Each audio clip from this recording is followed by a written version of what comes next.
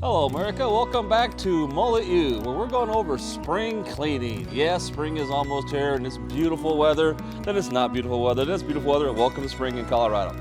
Awesome. But what I want to go over is most people go to do spring cleaning, they're going to go, okay, let's do the floors, let's do this, do that. But a lot of things you overlook could be your dryer, okay? This is one of those things that, this is your dryer filter. If you can't see through this, you ain't getting airflow and you're causing problems, okay? If you can't, you can always take this out, get a little brush and clean it, make sure it's taken care of nicely, okay? Make sure it's dry before you put it back in there for obvious reasons, but like I said, if you can't see through it, definitely not working correctly. But one of the things people often forget and don't even think about is, where does all that water go? Yes, we check that. Yes, we check our drum. Yes, we check our Honda, but always, almost everybody forgets their dryer vent too. Okay, what I mean by that is, it's the piece that comes out of the dryer that goes into the wall of the house.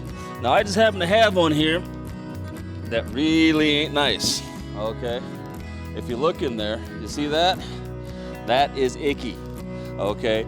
It is a potential fire hazard. You've all heard the stories about the dryers going up in flames. Well, what happened is, if you can't see the silver in there, you are not in good shape, okay? Obviously, the outside should look just like the inside.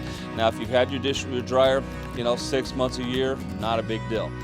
But if you've had your dryer 4, 5, 6 years, this is something to think about, because this is a potential very big hazard. Like I said, if you look in there, you can't see through there. And if I stretch it out, you can't see through there, which means you've got problems with your dryer, okay?